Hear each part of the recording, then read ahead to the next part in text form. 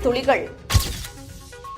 மேகதாது அணை கட்டினால் தமிழகத்திற்கு மிகப்பெரிய வறட்சி உருவாகும் என தமிழ்நாடு காங்கிரஸ் கமிட்டி தலைவர் KS அழகிரி தெரிவித்தார். முன்னாள் முதலமைச்சர் காமராஜரின் 119வது பிறந்தநாள் விழாவை முன்னிட்டு தமிழ்நாடு காங்கிரஸ் கமிட்டி தலைவர் KS அழகிரி கட்சி தொண்டர்களுடன் தேனாம்பேட்டையில் உள்ள காமராஜர் அரங்கத்தில் இருந்து டி-நகரில் உள்ள காமராஜர் நினைவு இல்லம் வரை பேரணியாக சென்றனர். இப்பேரணியை தமிழக பொறுப்பாளர் தினேஷ் குண்டுராவ் இந்த பேரணியை தொடங்கி வைத்தார். இப்பேரணியில் காங்கிரஸ் நாடாளுமன்ற உறுப்பினர்கள், சட்டமன்ற உறுப்பினர்கள் உட்பட 100க்கும் மேற்பட்டோர் கலந்து கொண்டனர். இதனைத் தொடர்ந்து காமராஜர் நினைவு இல்லத்திற்கு வந்த KS அழகிரி காமராஜரின் திருவுருவ சிலைக்கு மாலை அணிவித்தும் மலர் தூவியும் மரியாதை செலுத்தினார்.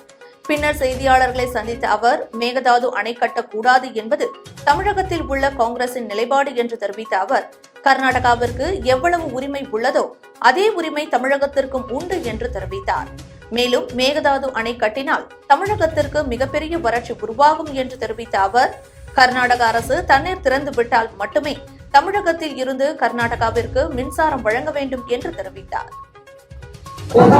மேகதாதுவில் அணை கட்டக்கூடாது என்பது தமிழக காங்கிரஸ் கட்சியினுடைய காரணம் என்னவென்றால், கபினி நதிக்கு கீழ் வருகிற நீர் மழை நீராக ஓடி வருகிற நீர் காவிரி கர்நாடகத்தில் உற்பத்தி ஆனாலும் அது அனைவருக்கும் பொதுவானது.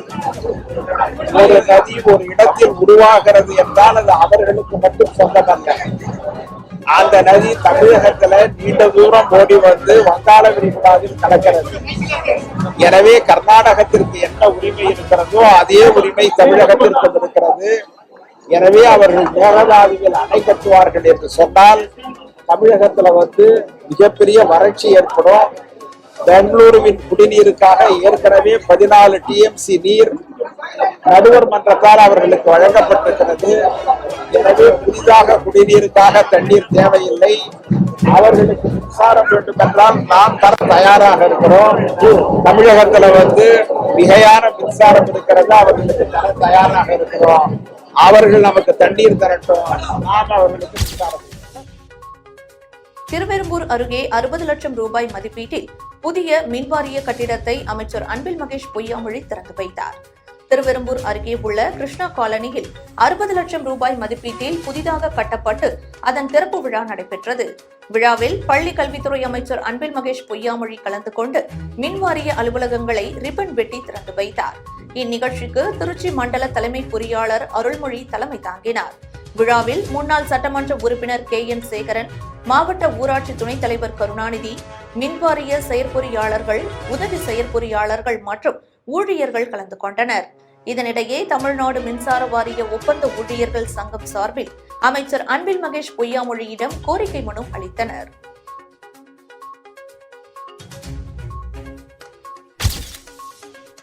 சிதம்பரம் நடராஜர் கோவிலில் ஆனி திருமஞ்சன திருவிழா கொரோனா கட்டுப்பாடுகளுடன் விமரிசையாக நடைபெற்றது.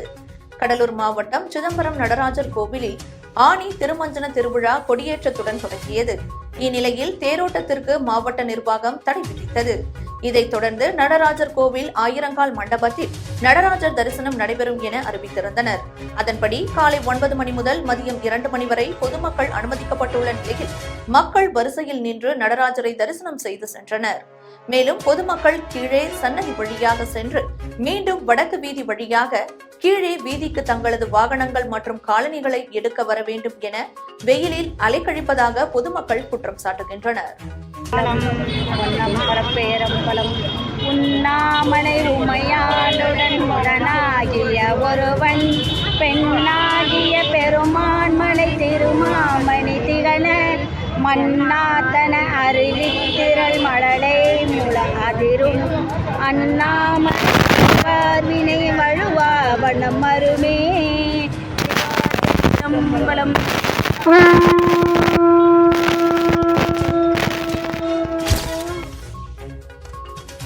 கேரளாவில் வேகமாக பரவி வரும் ஜிகா வைரஸ் ஏடிஎஸ் கொசு மூலம் பரவுவதால் உயிரிழப்புகள் ஏற்படாது என மருத்துவத்துறையினர் தெரிவித்துள்ளனர்.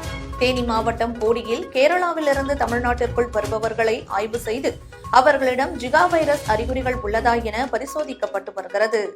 மேலும் சந்தேகப்படுவோரை போடி அரசு மருத்துவமனைக்கு அனுப்பி வைக்கின்றனர். அங்கு அவர்களுக்கு ரத்த மாதிரிகள் சேகரித்து தேனி மருத்துவக் கல்லூரி மருத்துவமனைக்கு அனுப்பி வைக்கப்படுகிறது. பரிசோதனை முடிவுகள் தெரியும் வரை வீட்டில் தனிமையில் இருக்க அறிவுறுத்தப்படுகின்றனர். இந்நிலையில் சுகாதாரத்துறையினர் முன்னெச்சரிக்கை நடவடிக்கைகளை துவக்கியுள்ளனர்.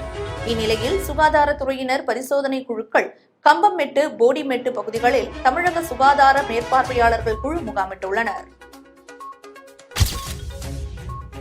எடப்பாடியில் பணம் வைத்து சீட்டாட்டத்தில் ஈடுபட்ட 13 பேரை காவல்துறையினர் அதிரடியாக கைது செய்தனர். சேலம் மாவட்டம் எடப்பாடி பகுதிகளில் தொடர்ந்து பல்வேறு குற்ற சம்பவங்களில் ஈடுபட்டு வருவதை தடுக்கும் நோக்கில் காவல்துறையினர் தொடர்ந்து இரவு நேரங்களில் ரோந்து பணியில் ஈடுபட்டு வருகின்றனர். இந்த ரோந்து பணியின் போது எடப்பாடி கவுண்டம்பட்டி அம்மன் கோவில் பகுதியில் 13 பேர் சேர்ந்த ஒரு கும்பல் சீட்டாட்டத்தில் ஈடுபட்டிருந்தனர். அந்த கும்பல் காவல்துறையினரை பார்த்து அலறியடித்து தப்பிக்க முயற்சித்தனர். இதனைத் தொடர்ந்து தப்பிக்க முயற்சித்த 13 பேரையும் கைது செய்த காவல்துறையினர் அவர்களிடமிருந்து 31,000 ரூபாய் ரொக்கப்பணம், செல்போன், 2 இருசக்கர வாகனங்களை பறிமுதல் செய்தனர். மேலும் நள்ளிரவில் பணம் வைத்து சீட்டுக்கட்டு சூதாட்டத்தில் ஈடுபட்டவர்களை காவல்துறையினர் அதிரடியாக கைது செய்யப்பட்ட இந்த சம்பவம் எடப்பாடி நகர பகுதியில் பெரும் பரபரப்பை ஏற்படுத்தியுள்ளது.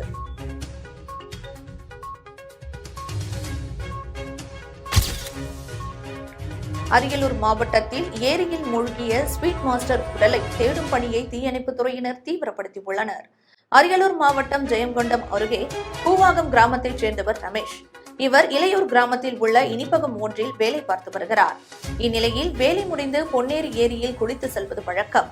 அதேபோல் குளிக்க சென்றவர் கடைக்கு வராததால் சந்தேகமடைந்த கடை உரிமையாளர் அவரது குடும்பத்தினருக்கு தகவல் தெரிவித்துள்ளார். தகவலை அடுத்து ஏரியில் பார்த்தபோது அவர் அணிந்திருந்த சட்டை, செருப்பு மற்றும் மோட்டார் சைக்கிள்கள் அனைத்தும் இருந்துள்ள நிலையில் ரமேஷை காணவில்லை. இதனையடுத்து ஜெயங்கொண்டம் காவல்துறையினருக்கு மற்றும் தீயணைப்பு துறையினருக்கு தகவல் தெரிவிக்கப்பட்டது. தகவலின் பேரில் சம்பவ இடத்திற்கு விரைந்து வந்த தீயணைப்புத்துறை மற்றும் காவல்துறையினர் ரமேஷை தேடும் பணியில் ஈடுபட்டு வருகின்றனர். நீண்ட நேரமாக தேடியும் உடலை மீட்க முடியாததால் பணியை தீயணைப்பு துறையினர் தீவிரப்படுத்தியுள்ளனர்.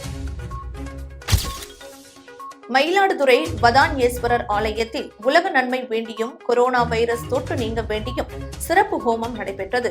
மயிலாடுதுறையில் சைவ மடங்களில் ஒன்றான தர்மபுர ஆதீனத்தின் கீழ் 27 சிவாலயங்கள் உள்ளிட்ட பல கோயில்கள் நிர்வகிக்கப்பட்டு வருகிறது.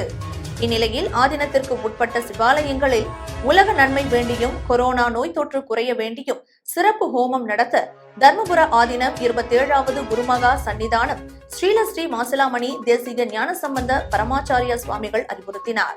அந்த வகையில் மயிலாடுதுறையில் உள்ள ஸ்ரீ ஞானாம்பிகை உடனாகிய வதான்யேஸ்வரர் ஆலயத்தில் உலக நன்மை சிறப்பு ஹோமம் நடைபெற்றது. இதில் சிவாச்சாரியார்கள் வேத மந்திரங்கள் போத யாகம் வளர்க்கப்பட்டு அஸ்திர தேவருக்கு சிறப்பு பூஜைகள் செய்து மகா தீபாராதனை நடைபெற்றது. தர்மபுரம் ஆதீனம் முன்னிலையில் நடைபெற்ற இந்த சிறப்பு ஹோமத்தில் குறைந்த அளவிலான பக்தர்கள் பங்கேற்று வழிபாடு செய்தனர். திருத்துறைப்பூண்டி பழைய பேருந்து நிலையம் முன்பு மார்க்சிஸ்ட் கம்யூனிஸ்ட் கட்சியின் முதுபெரும் தலைவர் சங்கரையாவின் 100வது பிறந்தநாள் விழா வெகு சிறப்பாக கொண்டாடப்பட்டது. திருவாரூர் மாவட்டம் திருத்துறைப்பூண்டி பழைய பேருந்து நிலையம் முன்பு மார்க்சிஸ்ட் கம்யூனிஸ்ட் கட்சியின் முதுபெரும் தலைவர் தோழர் சங்கரையாவின் 100வது பிறந்தநாள் விழா மார்க்சிஸ்ட் கம்யூனிஸ்ட் கட்சியின் சார்பில் திருவாரூர் மாவட்டம் முழுவதும் வெகு சிறப்பாக கொண்டாடப்பட்டு வருகிறது. இந்நிலையில் திருத்துறைப்பூண்டி பழைய பேருந்து நிலையம் முன்பு கேக்குகள் வெட்டியும் பொதுமக்களுக்கு இனிப்புகள் வழங்கியும் கொண்டாடப்பட்டது. இந்நிகழ்ச்சியில் இந்திய கம்யூனிஸ்ட் கட்சியின் தேசிய குழு உறுப்பினர் பழனிசாமி சிறப்பு அழைப்பாளராக கலந்து கொண்டார். இதில் திருத்துறைப்பூண்டி சட்டமன்ற உறுப்பினர் மாரிமுத்து கலந்து கொண்டு தோழர் சங்கரையாவின் வாழ்க்கை வரலாறு அடங்கிய புத்தகம் தொகுப்பு வெளியிடப்பட்டது. முன்னாள் சட்டமன்ற உறுப்பினர் உலகநாதன், ஒன்றிய பெருந்தலைவர் பாஸ்கர் உட்பட பலர் கலந்து கொண்டனர். பாலியல் வழக்கில் கைதாகியுள்ள சிவசங்கர் பாபாவின் ஜாமீன் வழக்கு வரும் 21ஆம் தேதிக்கு தள்ளி வைத்து நீதிபதி உத்தரவிட்டுள்ளார். செங்கல்பட்டு மாவட்டம் கேளம்பாக்கத்தில் உள்ள சுஷில் ஹரி இன்டர்நேஷனல் பள்ளியின் தாளாளர் சிவசங்கர் பாபா மீது பாலியல் வழக்கு தொடர்பாக 2 போக்சோ வழக்குகளின் கீழ் கைது செய்யப்பட்டு சிபிசிஐடி காவல்துறையினர் சிறையில் அடைத்துள்ளனர்.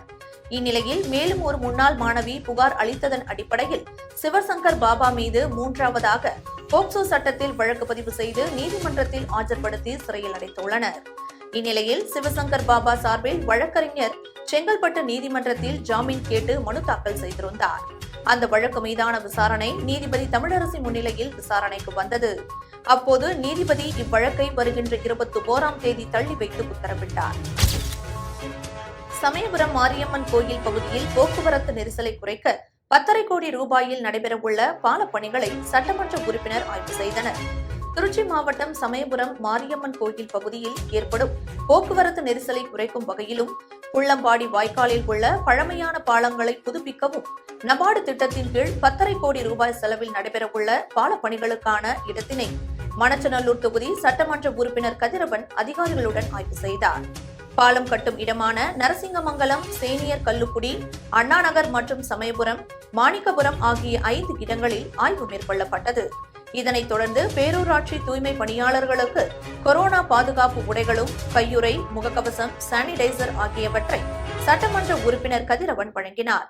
இந்த இரு நிகழ்விலும் திருச்சி மண்டல பேரூராட்சிகளின் உதவி இயக்குநர் பொறுப்பு என் விஸ்வநாதன், கண்ணூர் பேராட்சி செயல் அலுவலர் பாலமுருகன் உள்ளிட்டோர் உடனிருந்தனர்.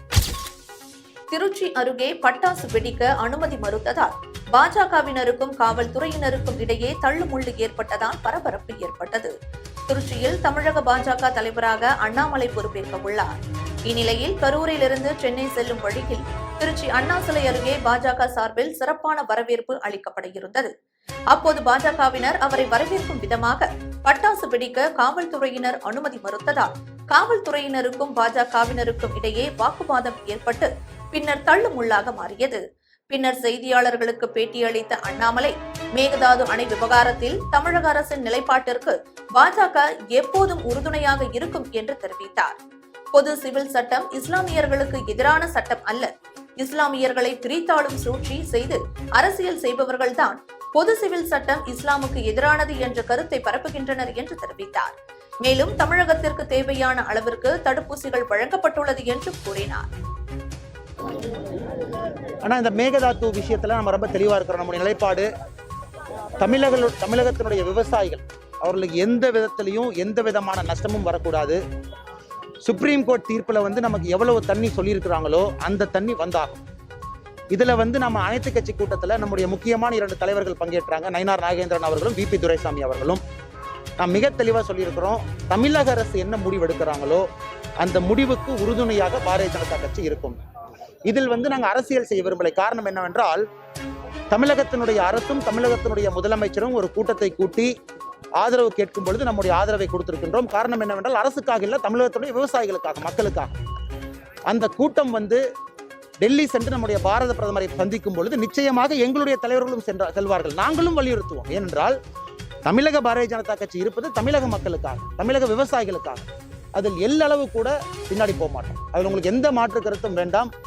பக்கத்து மாநிலத்திலே நம்முடைய பாரதிய ஜனதா கட்சி ஆட்சியில் இருந்தாலும் கூட எங்களுடைய நிலைப்பாடு தமிழக விவசாயிகளுக்காக. அதில் எந்த ஒரு மாற்று கருத்தும் இல்லை. ஆனால் இதற்கான நிலைப்பாடு இந்த மேகதாது அணை கட்டுறது உங்களுக்கு தெரியும், 2017 சுப்ரீம் கோர்ட்ல இருக்குது. இது அனைத்துமே மத்திய அரசுடைய தலையீட்டின் கீழ் இருக்கிறது. அதனால் எங்களுடைய நிலைப்பாடு, நம்முடைய கூட்டு முயற்சியாக எல்லா கட்சிகளும் போகும் பொழுது நிச்சயமாக நாமல் அதற்கு குரல் கொடுப்போம். அது மட்டும் இல்லாமல் தொடர்ந்து குரல் கொடுத்து கொண்டிருக்கின்றோம்.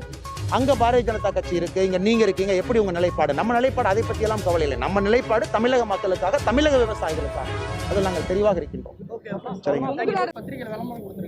அண்ணா, இந்த கொங்கு நாடு விஷயமா உங்களுக்கு தெரியும், அது யார் ஆரம்பிச்சதுன்னு உங்களுக்கு தெரியும். அதாவது முருகன் அவர்களுடைய பிரைம் மினிஸ்டர் ஆபீஸ்ல குன்னூரில் தடுப்பு வேலியில் சிக்கிய சிறுத்தை 4 மணி நேர போராட்டத்திற்கு பிறகு உயிரிழந்த சம்பவம் பெரும் சோகத்தை ஏற்படுத்தியுள்ளது. நீலகிரி மாவட்டம் குன்னூர் மற்றும் அதனை சுற்றியுள்ள கிராம பகுதிகளில் அண்மை காலமாக வளர்ப்பு நாய் மற்றும் கால்நடைகளை சிறுத்தைகள் அடித்து செல்வது வாடிக்கையாக இருந்து வருகிறது. இந்நிலையில் கட்டப்பெட்டு வனச்சரகத்திற்கு உட்பட்ட எல்லநள்ளி அருகே உள்ள ஜோதிநகர் கிராமத்தில் அமைக்கப்பட்டிருந்த தடுப்பு வேலியில் சிக்கிய 3 வயது மதிப்புடைய ஆண் சிறுத்தை ஒன்று உயிருக்கு போராடி வருவதாக வனத்துறையினருக்கு தகவல் அளிக்கப்பட்டது. இதனையடுத்து சம்பவ இடத்திற்கு வந்த வனவிலங்கு பாதுகாப்பு மீட்பு குழுவினர்கள் சிறுத்தையை உயிருடன் மீட்கும் பணியில் தீவிரமாக ஈடுபட்டு வந்தனர். ஆனால் 4 மணி நேர போராட்டத்திற்கு பின் சிறுத்தை பரிதாபமாக உயிரிழந்தது. மேலும் உயிரிழந்த சிறுத்தை பிரேத பரிசோதனைக்காக எடுத்து செல்லப்பட்டது. இத்துடன் ஜெம் துளிகள் நிறைவடைகின்றன. மீண்டும் துளிகளை காண ஜெம் டிவியை சப்ஸ்கிரைப் செய்யுங்கள். நன்றி, வணக்கம்.